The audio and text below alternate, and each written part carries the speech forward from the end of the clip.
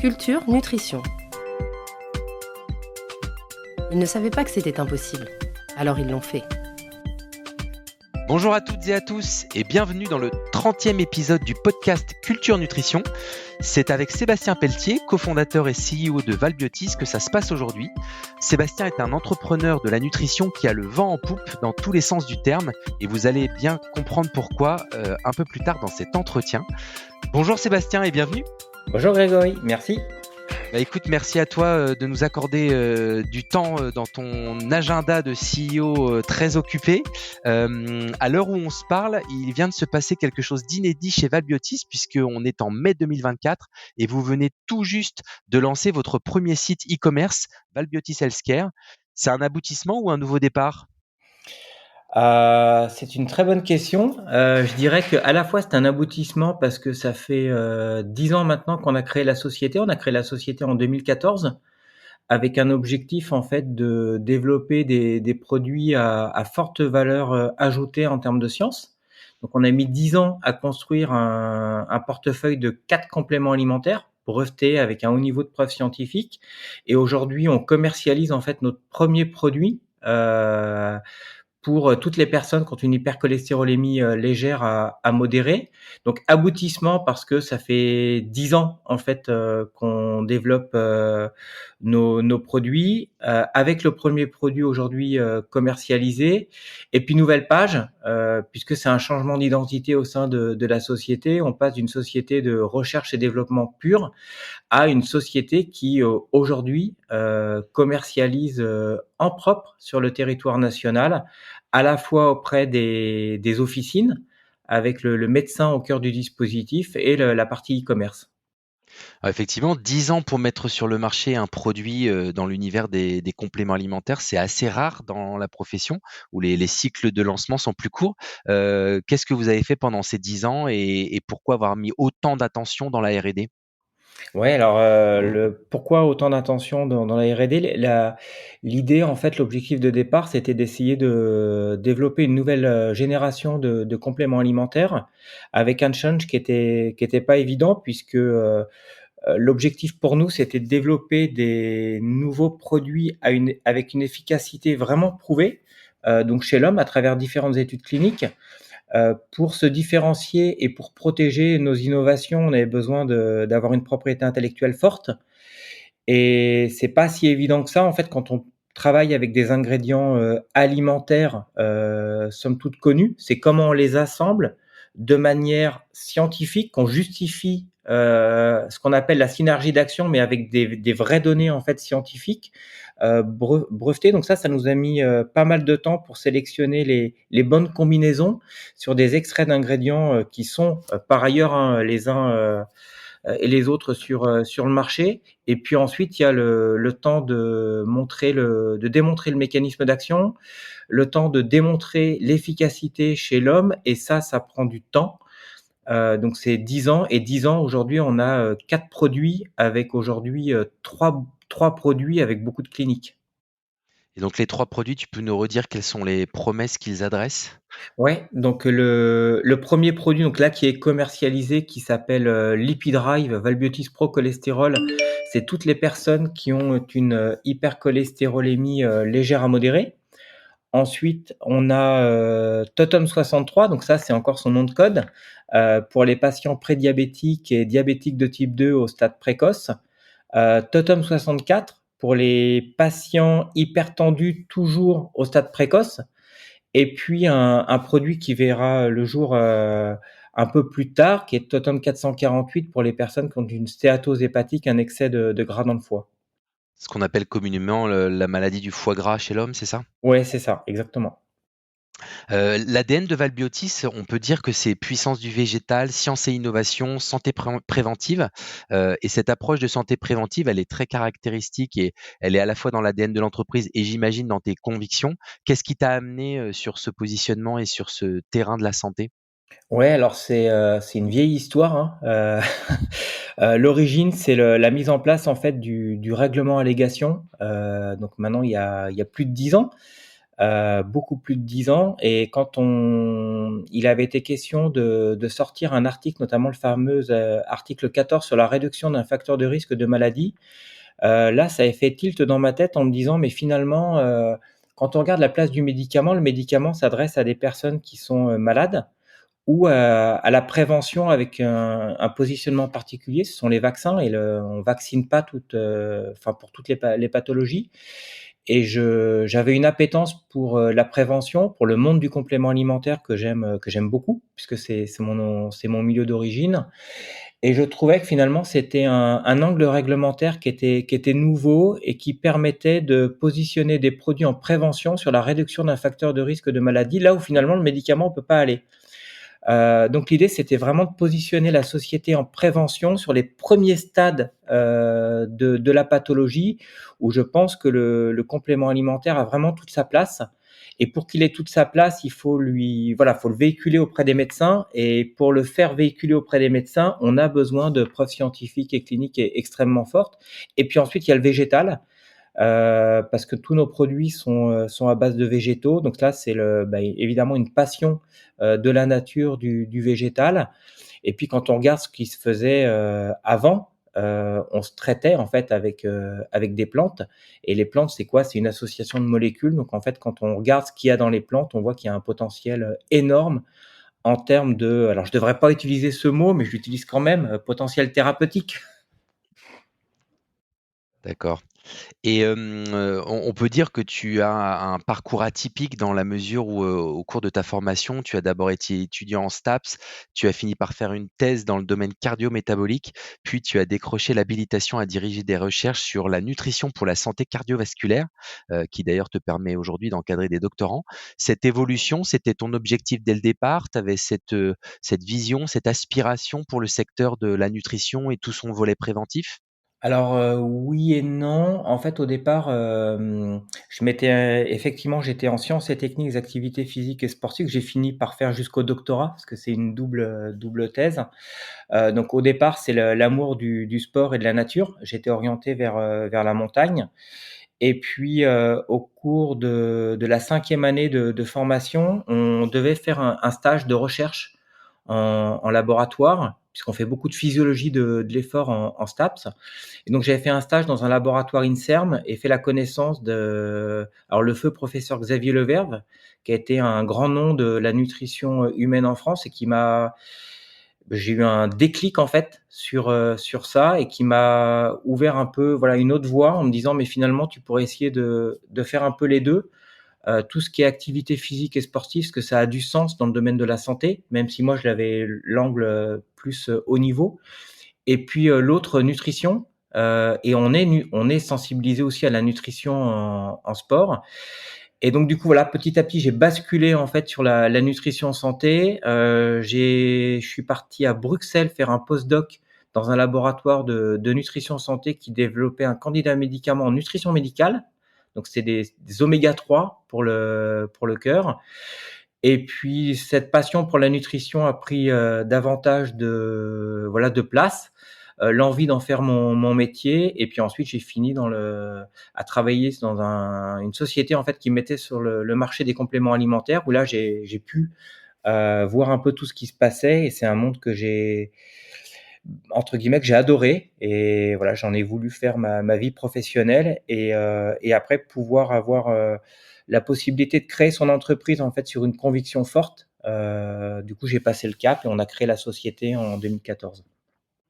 Et lors de ton expérience dans un laboratoire, de compléments alimentaires, tu étais à des fonctions R&D, tu as développé des nouveaux produits. C'est là où tu as un peu expérimenté, cette idée de faire des études cliniques et de faire pas mal de sciences sur des compléments Oui, alimentaires? complètement. Du coup, j'étais le responsable recherche et développement. Donc, j'ai formulé différents produits. J'ai eu la possibilité en fait aussi de former des médecins. Parce que c'était le mode de commercialisation du laboratoire, d'échanger avec eux, de voir la réceptivité aussi des médecins aux compléments alimentaires. Et puis je me suis dit: «Bah, c'est super, en plus on peut aller un peu plus vite quand même que le médicament». Donc il y a une agilité, dans le milieu du complément alimentaire que j'aimais beaucoup. Et puis à l'époque, c'était un secteur, alors toujours, hein, qui est en plein boom, mais qui était en pleine, transformation, avec plein de jeunes acteurs qui commençaient à arriver. Et puis je crois qu'on s'était connus, à cette époque-là. Tout à fait. Et ce qui me fait plaisir aujourd'hui, c'est de voir finalement toutes les personnes que j'ai pu rencontrer, il y a maintenant, 10 ans, 15 il y ans a parfois. maintenant 10 ans, 15 ans, voire au-delà. Et puis chacun a fait son chemin, chacun a créé aussi sa structure. Et aujourd'hui, c'est un grand monde et en même temps un petit monde, qui est très sympa, avec voilà, des produits que je trouve vraiment qui ont vraiment leur place dans la pour la santé des gens. Mmh. Et tu évoquais tout à l'heure la contrainte réglementaire qui t'avait donné, l'opportunité d'innover, dans le secteur des compléments alimentaires et dans cette expérience, dans ce laboratoire, tu as justement, été, l'un des premiers à obtenir une allégation autorisée, à l'échelle européenne sur un complément alimentaire, produit fini, hein, c'est bien ça? Oui, c'est tout à fait ça. Donc du coup, là, j'avais eu l'opportunité finalement de faire le dossier de A à Z, c'est-à-dire de designer le produit, de faire toutes les études cliniques et ensuite de soumettre le dossier à l'EFSA et de répondre aux questions de l'EFSA. Et c'est dans cette logique, en fait, qu'on a créé la société, en disant qu'on allait faire des produits, avec des claims, article 14. Donc il y a toujours cette logique-là, et en même temps de se dire finalement, plus que le claim, l'objectif finalement, au départ, j'avais l'objectif vraiment du claim, et maintenant ça a un peu changé en disant que l'objectif principal, c'est pas tant le claim, mais c'est d'avoir des résultats cliniques probants, à la fois pour les médecins et pour les patients, et c'est ça la priorité de la société. Ah, c'est intéressant que tu dises ça parce que c'est vrai que dans la profession, pendant pas mal d'années, on a positionné l'allégation comme une fin en soi. Mais c'est vrai que, enfin, c'est super, hein, d'avoir une allégation parce que ça permet de communiquer, une allégation santé, j'entends. Mais la priorité, ça reste quand même l'efficacité du produit et ce sur quoi vous travaillez énormément sur Valbiotis avec tous vos programmes d'études cliniques, chez l'animal et chez l'homme. Ouais, exactement, ouais. Je reviens un petit coup en arrière sur, ce que tu disais tout à l'heure sur le sport qui était ta passion d'origine. Tu voulais même en faire ton métier. Tu parlais de montagne, c'est quoi le lien avec la montagne? Ouais, alors je voulais, en fait, moi, j'étais parti pour être, guide de haute montagne. Ça, c'était mon mon dada. Donc je faisais beaucoup d'alpinisme, d'escalade sportive et de ski. Heu, Sachant que tu as grandi à La Rochelle, c'est ça? alors pas du tout, Ah non, pas du tout? pas du tout. Je suis parisien d'origine, D'accord. mais expatrié en montagne, notamment dans les Alpes du Sud. Et puis je suis parti, en fait, faire mes études à Grenoble, Ah quand même, OK, OK. donc quand même. Je te chambre. Voilà. Et après Grenoble, je suis parti à Bruxelles, là, en postdoc pendant 2 ans. J'ai rencontré mon épouse aussi, qui elle était, elle est professeure de PS, mais plus, activité nautique. Et donc j'ai découvert, toutes les activités nautiques. Donc je me suis mis au kitesurf, voilà. Et puis aujourd'hui, je fais quasiment plus de montagne, si ce n'est d'aller au ski de temps en temps. Et par contre, je me suis mis, complètement, aux activités nautiques, kitesurf, planche à voile, catamaran. Et voilà, en parallèle, je suis président de l'école de voile de la ville où j'habite, ce À côté de La qui Rochelle. à côté de La Rochelle, ce qui me permet de maintenir, en fait, un lien avec le milieu du sport et le milieu du monitorat, qui me plaît toujours, ouais. D'où mon petit clin d'œil en introduction sur le vent en poupe. Exactement. Et du coup, alors c'est intéressant d'être passé de quelque chose de très terrestre à quelque chose de très aquatique. C'est quoi c'est le fait d'habiter en bord de mer qui a été le déclencheur? Ouais, c'est le fait d'être en bord de mer, parce que bon, la montagne de La Rochelle, elle est plus loin. Et en fait, ce qui me guide et ce qui me plaît, avant tout, c'est les milieux naturels. Pouvoir évoluer, en fait, dans un milieu naturel avec que ça soit à pied, en fait, ou avec un engin non motorisé, peu importe, mais de pouvoir parcourir des espaces.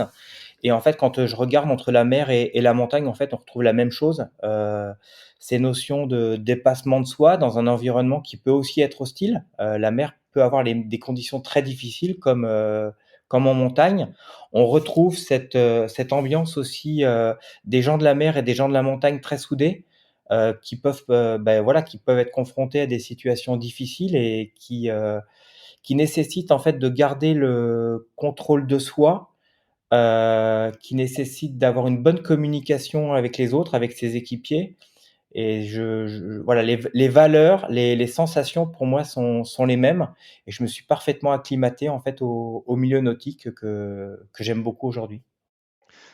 Tout ce que tu dis là sur, l'équipe soudée, la connexion avec les autres, parfois aussi le milieu hostile, ça pourrait s'appliquer au monde de l'entrepreneuriat.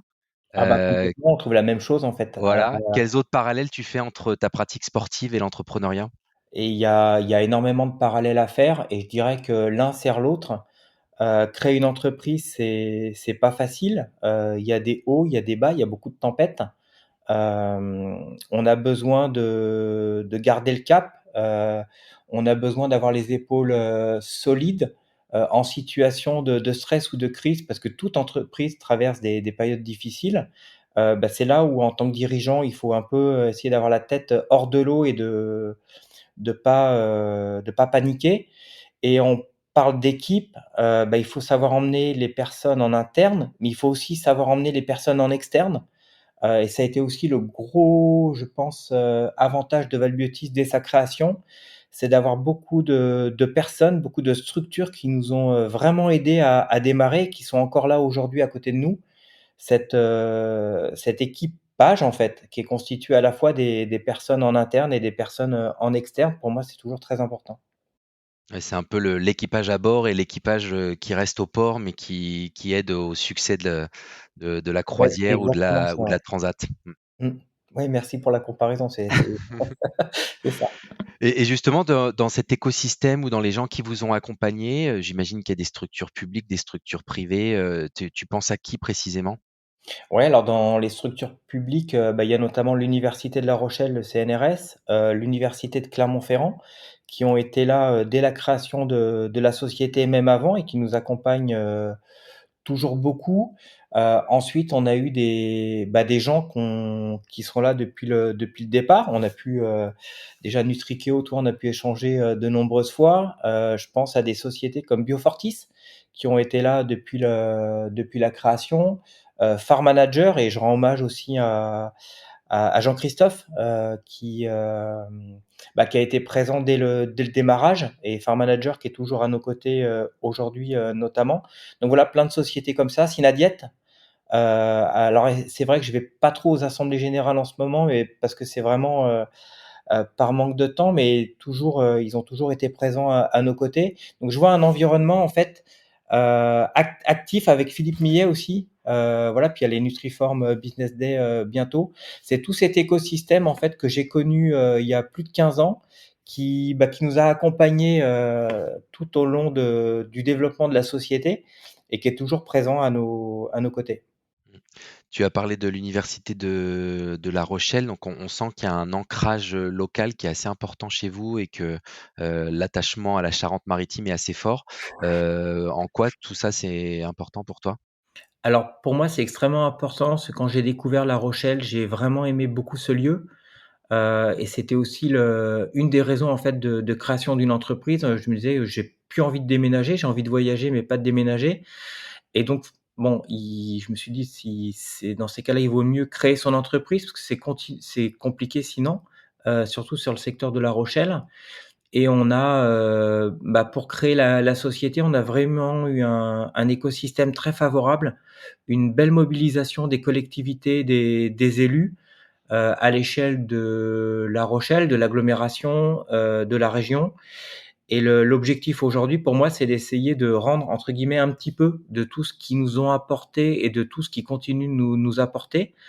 L'université de La Rochelle, ils nous ont aidés à des moments qui étaient pas faciles. Nous, on était même pas un poussin quand ils nous ont, quand ils nous ont portés, et je les remercie beaucoup et aujourd'hui, je suis président de la fondation de La Rochelle Université, ce qui me permet alors déjà d'être au contact de plein de disciplines, de plein d'entreprises, ça c'est super et de sortir du secteur du complément alimentaire, de la santé et de rencontrer plein de personnes et d'essayer de rendre un peu à l'université, tout ce qu'elle m'a apporté. Donc oui, j'ai un attachement très fort au territoire, avec vraiment l'ambition de développer la société sur le territoire, notamment en Charente-Maritime, de développer l'emploi et de montrer aussi qu'on peut, y compris de la France, faire des belles sociétés innovantes, puisque ça a été un choix aussi de pas partir, notamment aux États-Unis à un moment donné, puisqu'effectivement, ça aurait été peut-être un peu plus simple, surtout avec ce modèle entre guillemets «très biotech» au départ. Donc vraiment l'envie on peut développer de belles choses sur le territoire français et en étant, qui En plus région. est, en région. Ouais, c'est bien. Et quand tu parles des États-Unis, ça aurait pu être, San Francisco, Boston, enfin un peu les capitales des biotech? Ouais, alors complètement, on a beaucoup hésité avec Boston. Avant la Covid, moi j'allais énormément aux États-Unis, c'était au moins une fois par mois et beaucoup évidemment à Boston. Il y a un écosystème qui est évidemment très favorable à la création, au développement des biotech. Lors de l'introduction en bourse de la société en 2017, c'est vraiment posé la question d'où on faisait l'introduction en bourse, parce que même les valorisations ne sont pas du tout les mêmes, les moyens financiers sont pas les mêmes. Voilà, il y a eu un choix assumé de rester en France malgré les contraintes du système financier français qui, entre guillemets, qui est plus simple aux États-Unis. Ça, c'est une certitude. Ouais. Mmh.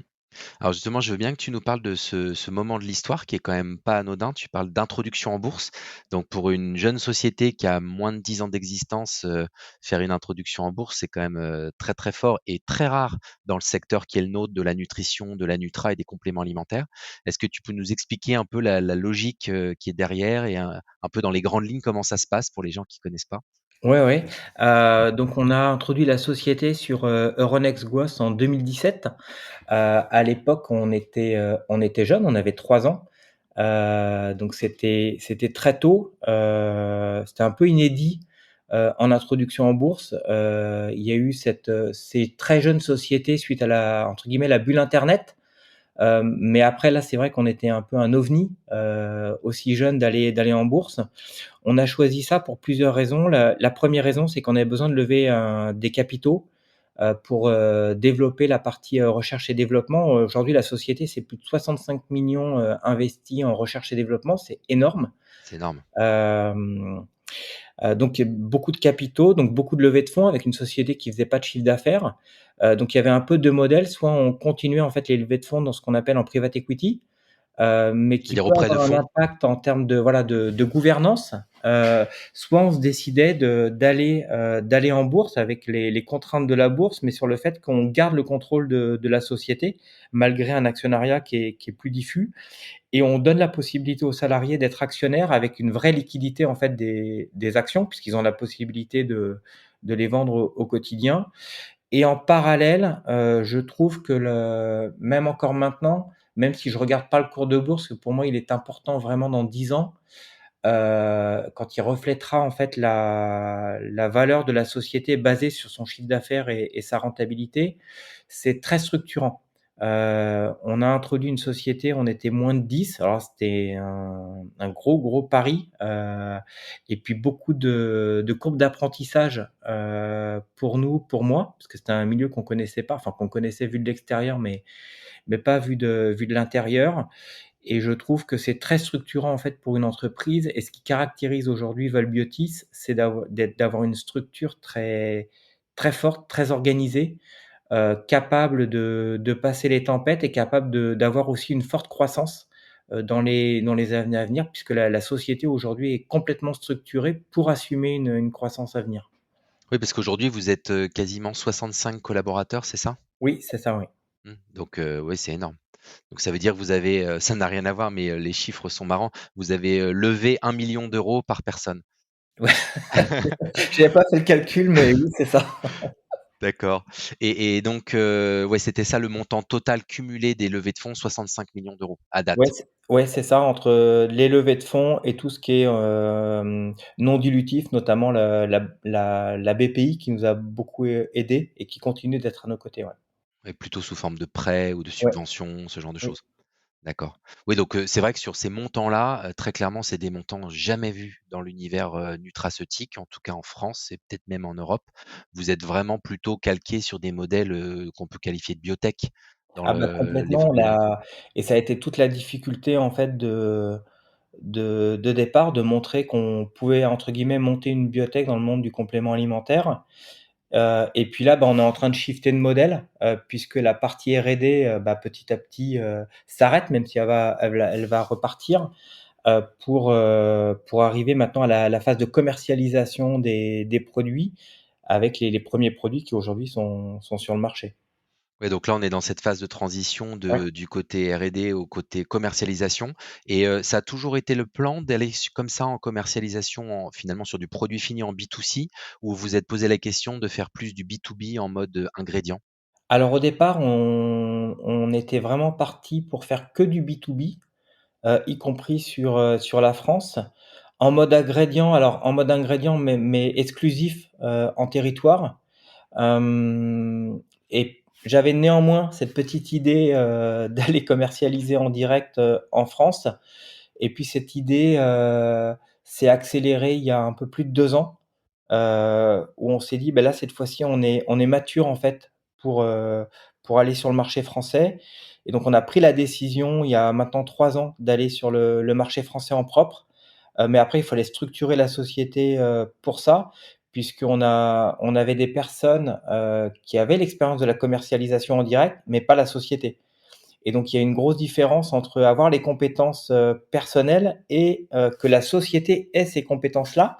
Donc on y a été de manière, très stratégique en recrutant les bonnes personnes, d'où l'arrivée d'ailleurs de Sébastien Bessy il y a plus de 2 ans maintenant, pour toute la partie, commercialisation France et internationale pour bien structurer en fait, le départ de la commercialisation, France. Et aujourd'hui, bah, force est de constater que tout le travail qu'on a fait pendant plus de 2 ans était vraiment bien utile.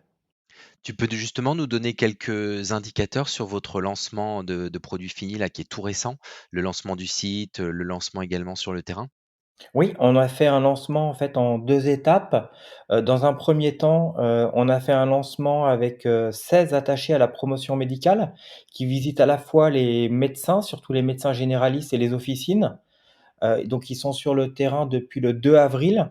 Et aujourd'hui, c'est, quasiment 2 500 visites qui ont été, effectuées. On avait identifié 16, territoires à fort potentiel. Donc on avait fait tout un travail de géomarketing. Donc ils ont pu partir sur on va dire, ils partaient sur une base, «propre», entre guillemets. Les premiers retours qu'on a des médecins et des pharmaciens sont très bons. Aujourd'hui, ce sont plus des retours forcément, qualitatifs, hein, que quantitatifs, puisque c'est le démarrage, sachant qu'on était en capacité d'approvisionner les officines que depuis le 22 avril, donc ça fait depuis, 1 mois. Hem, Toute la science, en fait, est très appréciée par les médecins et les pharmaciens. Donc on s'est pas trompé sur le fait que des données scientifiques solides, avec des publications scientifiques solides, ça fait tilt, chez les médecins, ça c'est sûr.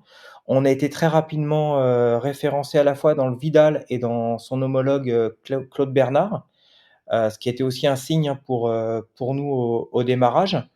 Ensuite, on a complété le dispositif avec le site e-commerce qui est sorti, bah, là, il y a une semaine, quasiment une semaine puisqu'il est sorti, mercredi, dernier. Et donc on va dire que le dispositif complet est en fonctionnement depuis quelques jours. Et c'est quoi l'ambition de chiffre d'affaires, de revenus sur les prochains mois, la prochaine année? Ouais, alors on communique pas d'horizon, D'accord. aujourd'hui alors on en a en interne, mais on a les règles boursières en fait OK, tout est qui, très cadré en qui nous termes de contraignent. communication financière, ouais. Néanmoins, on a une ambition forte, c'est de devenir un acteur qui compte vraiment sur la France et un acteur qui compte vraiment en Europe. Donc ça peut donner un ordre d'idée en fait de notre ambition et d'y arriver en fait assez rapidement. Alors pas en un an, hein, ça c'est certain, mais en tout cas, c'est d'être un gros acteur, sur le territoire français dans les années à venir. Mmh. Alors puisqu'on parle d'ambition, là aujourd'hui cette année vous fêtez vos 10 ans. C'est quoi l'ambition des 10 prochaines années? Où est-ce que tu vois Valbiotis, dans 10 ans? Est-ce que tu seras toujours à la tête? Est-ce que ça fera 100 millions de chiffre d'affaires? Est-ce que vous aurez revendu à un major, du food ou de la pharmacie? Enfin, c'est quoi les plans? Ouais, alors je cache pas que, il y a eu beaucoup de questions, à titre personnel et puis aussi en famille, puisque c'est aussi une aventure familiale. Souvent je suis pas tout seul, il faut aussi emmener la famille et la famille, il faut aussi qu'elle m'emmène. Elle fait C'est pas partie de tou l'équipage? Voilà, c'est pas toujours facile pour eux. Hem, donc 2 ambitions. Le 1er à l'horizon 10 ans, c'est d'être, pourquoi pas numéro un français et un des leaders en Europe. Ça, c'est une ambition qui est forte et je Du pense complément alimentaire? ouais, du complément alimentaire. Hem et à titre personnel, bah, oui, c'est de continuer, parce que oui, on pourrait se poser la question je pourrais me poser la question de revendre la société. Aujourd'hui, je suis encore jeune, même si le temps passe et puis c'est une nouvelle page, comme tu le disais tout à l'heure. Cette page de la commercialisation, j'ai envie de la vivre, de l'accompagner. Donc après, les modalités de mon accompagnement peuvent évoluer, mais lâcher Valbiotis, aujourd'hui, alors quelque part pour moi le plus dur est fait. Non, parce que pendant 10 ans, c'est vraiment mis à risque sur les cliniques, parce que c'est un peu on-off, hein, et la commercialisation, ça peut être gris, mais c'est pas on-off. Donc déjà le niveau de risque, c'est pas le même. Donc non, j'ai vraiment envie d'accompagner la société pendant de nombreuses années. Et si tu, fais un flashback et que tu regardes ces 10 années qui viennent de s'écouler, c'est quoi les 3 faits marquants pour toi? Les 3 faits marquants pour moi, c'est bah, évidemment la création de la société, parce que ça a été l'aboutissement d'un gros travail. L'introduction en bourse, ça c'est évidemment un fait très important et le troisième fait marquant, c'était les résultats avec Totem 63, Reversit sur le prédiabète, diabète de type 2, parce que c'était une étude clinique, d'envergure. On parle de plus de 600 patients chez des populations qui sont au tout début, où c'est extrêmement difficile de montrer un impact clinique et je reprends les mots d'un expert scientifique, un médecin qui nous accompagne, qui m'a dit a posteriori, il m'a dit: «Sébastien, quand je t'ai dit: "Oui, je pense qu'il faut lancer cette étude clinique", j'aurais été toi, je l'aurais pas faite parce que c'était extrêmement entre guillemets, "couillu" de le faire» et c'est voilà, ça a été un beau moment parce que c'est la démonstration en fait que le du complément alimentaire peut, objectivement démontrer un bénéfice clinique important chez des patients avec la rigueur en fait de la pharma derrière. Mais comme tu le disais, c'est peut-être ça qu'émettait comme doute le médecin, ça reste de la recherche et même avec la meilleure, conviction du monde, la meilleure rigueur scientifique du monde, ça reste un pari parce que à la fin des études cliniques, on n'est jamais sûr que ça marche complètement. Ah bah complètement, et c'est voilà, c'était vraiment un pari. Alors on essaye de faire en sorte que ce pari soit le moins risqué possible, mais on contrôle pas tout, et donc ça a été un moment, vraiment un moment important puisque pour moi, c'était la preuve de concept de tout le schéma qu'on avait mis, bah, effectivement, c'était le bon puisque ça a permis en fait, objectivement, d'avoir un produit qui fonctionne et avec une promesse santé, vraiment importante pour les patients prédiabétiques et en début de diabète. Mmh. Et pour compléter sur le flashback sur les 10 dernières années, c'est quoi, ta plus grosse gamelle, ton plus gros flop d'entrepreneur? Le plus gros flop, c'est une bonne question. Je sais pas s'il y a eu des tempêtes, des flops, non, je pense pas. Hem Alors ou la plus grosse tempête parce que finalement on finit toujours par surmonter, les flops et les tempêtes. Alors la plus grosse tempête, oui, c'était en 2019 puisqu'on on fonctionnait en augmentation de capital et donc à l'époque, on était tout petit et on s'est retrouvé à court de cash, à très court terme, avec une Classique. structure qui consommait, beaucoup et donc on a réussi à faire une augmentation de capital, mais qui est passée vraiment in extremis.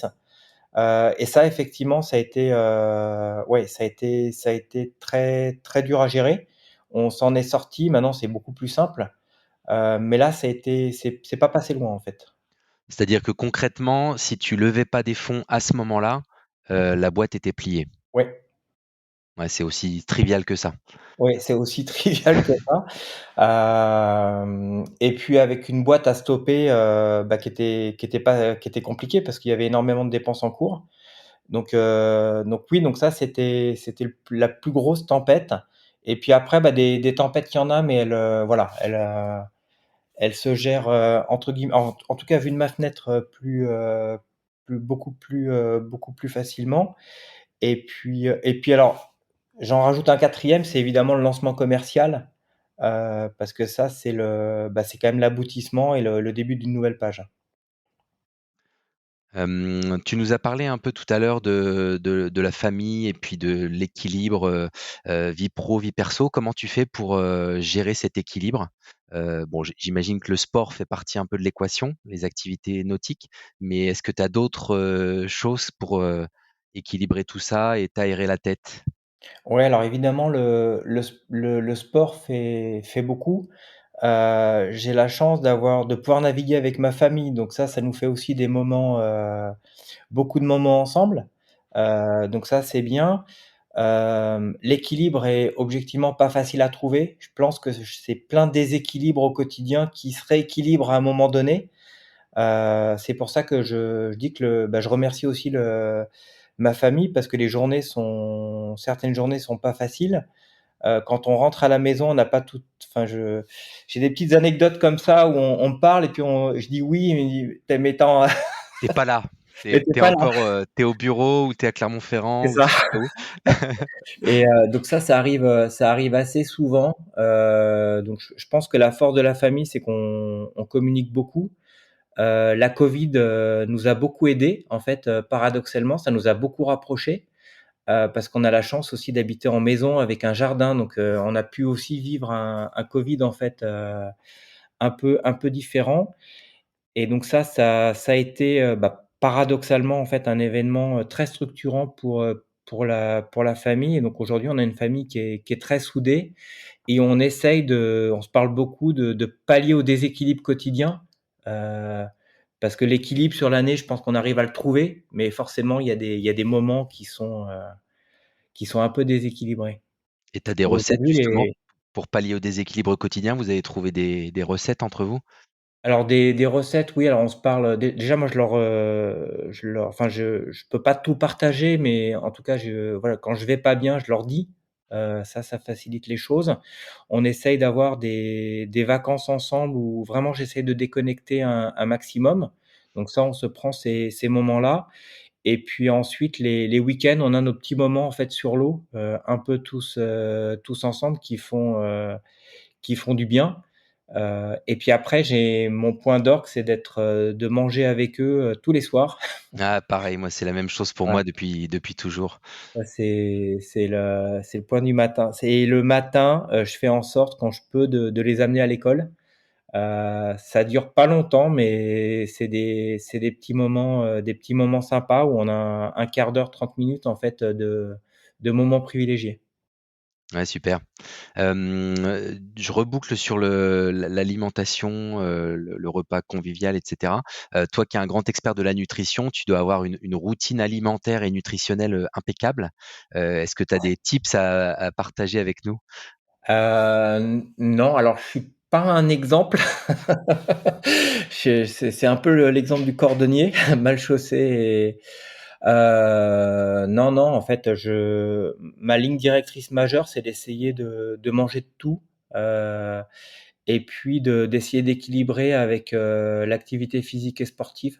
Je pense que c'est vraiment ce binôme-là qui fonctionne. Hem Et puis j'ai la chance de pouvoir, essentiellement faire les courses au marché. Donc ça fait partie de mon équilibre le samedi et le dimanche. Donc on a la chance de pouvoir, manger que des produits frais.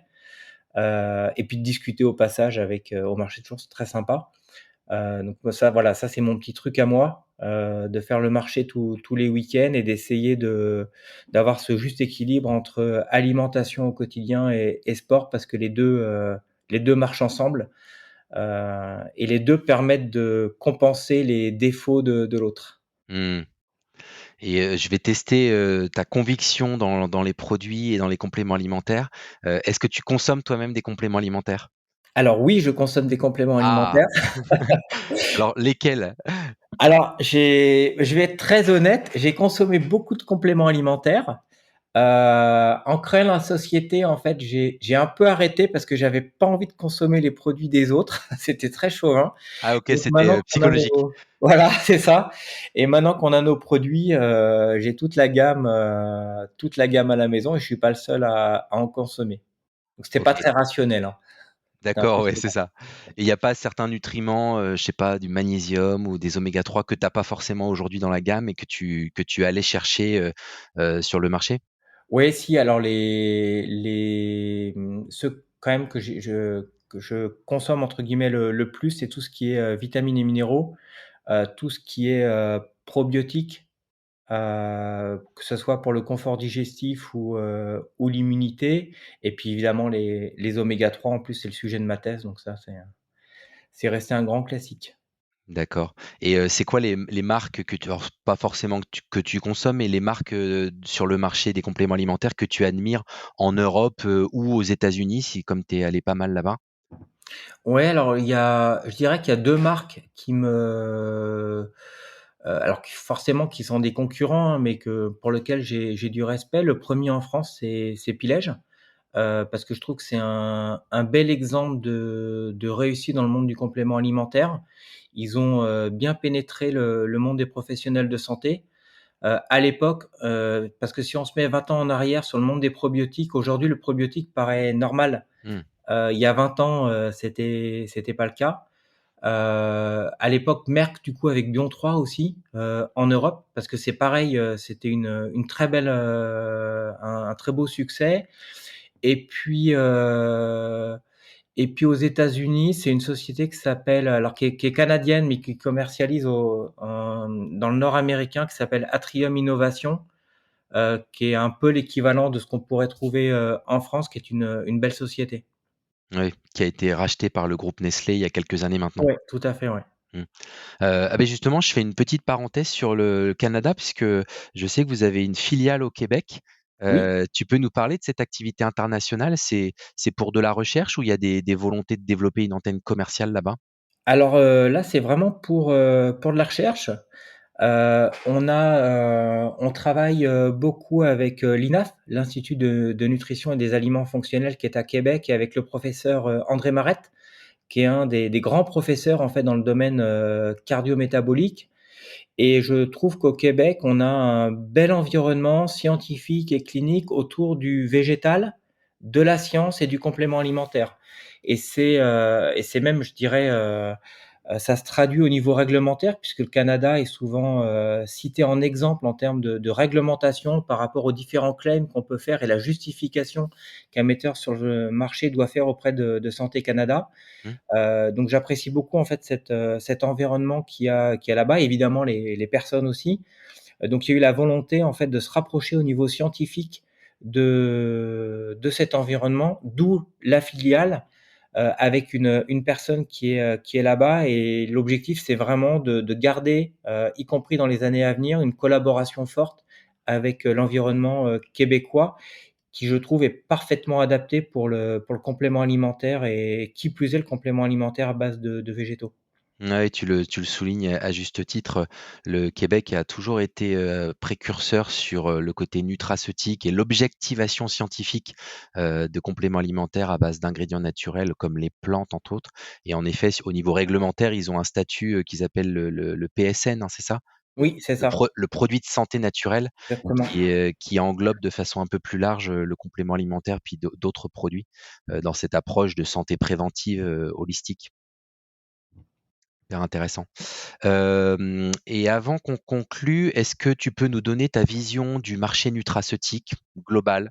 C'est quoi quelle direction va prendre ce marché qui est en pleine expansion, que tu as vu évoluer depuis 10 ans chez Valbiotis et depuis plus longtemps dans tes expériences précédentes. Voilà, comment tu vois ça? Je trouve que c'est un milieu qui est en train de alors mon sentiment, hein. Je pense que c'est un milieu qui est en train davantage de se structurer, qui est en train de se concentrer aussi. On voit de plus en plus de rachats.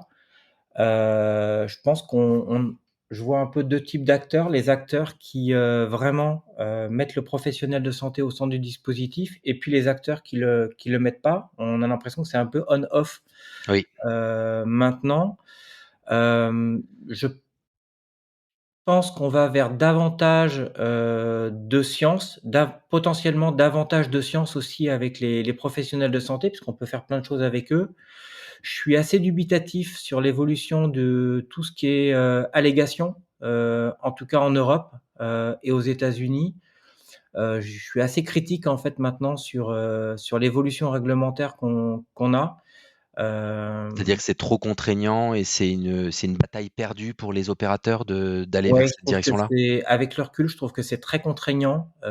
C'est peut-être pas adapté, en fait, au monde du complément alimentaire, en tout cas, tel que c'est fait aujourd'hui. Et puis on a toujours un manque de transparence, sur les modalités d'évaluation. J'ai regardé encore récemment les guidelines de l'EFSA. Elles ont pas évolué. Je les trouve c'est 5 lignes des fois sur une thématique. Et je trouve qu'on avait eu en fait un bel outil pour le complément alimentaire et un outil qui a dérivé et qui fait qu'aujourd'hui les acteurs, je pense, font complètement sans. Et c'est dommage parce qu'on aurait pu, sortir par le haut en fait avec cette réglementation et j'ai plus l'impression que c'est quelque chose entre guillemets qui est en train de s'éteindre. On voit les allégations pending, qui sont pending depuis, depuis quelques années maintenant. Voilà, donc je pense davantage de concentration pour résumer, davantage de science quand on s'adresse aux professionnels de santé et je pense que pour un nouvel acteur qui rentre et qui ne connaît pas le complément alimentaire, ça devient un peu plus dur. Je pense qu'avant, il y a quelques années, on pouvait vite faire une place sur le marché. Je pense que c'est pas vrai et je pense que le milieu s'autorégule aussi et fait de la place entre guillemets aux gens aux gens, sens large, qui le connaissent et ceux qui connaissent pas en fait ont plus de mal. Mmh. Bah, merci pour, ce partage de vision. Écoute Sébastien, on arrive dans les dernières minutes de cette discussion. J'ai une toute dernière question que je pose à chacun de mes invités. Ils ne savaient pas que c'était impossible, alors ils l'ont fait. Qu'est-ce que cette citation t'évoque et qu'est-ce que toi tu as réalisé d'impossible? Ah! Heu, D'impossible, je pense avoir su, que la société puisse se développer en mode biotech dans le complément alimentaire pendant 10 ans. Je pense qu'objectivement, ça pouvait être perçu comme étant impossible. Oui, et pourtant vous l'avez fait avec toute ton équipe. Oui. Bah, très bien, belle concrétisation et puis, bah, écoute, longue vie à Valbiotis, pour cette arrivée sur le marché, cette concrétisation et pour les 10 années à venir. Heu Merci beaucoup. et puis encore une fois, un grand merci à toi pour, ce temps et cet échange ce matin. Hyper intéressant d'avoir ta vision sur, l'évolution du marché des compléments alimentaires, la montée en gamme au niveau scientifique, la médicalisation, tout en étant, encore, ancré sur les valeurs du végétal, de la naturalité et puis, aussi ton partage d'expériences d'entrepreneur et de, comment on manage, une vie d'entreprise, une vie de famille, une vie personnelle. Tout ça, c'est un équilibre, difficile mais atteignable, Mmh. comme dans n'importe quel, organisme vivant. Finalement, tout ça, c'est de la physiologie pour revenir à tes spécialités d'origine, du dépassement de soi, à la fois dans l'entreprise et dans le sport, comme tu l'as aussi fait, pendant toute ta carrière. Bah, écoute, merci à toi Sébastien, je te souhaite une bonne journée et Ouais, puis, merci beaucoup.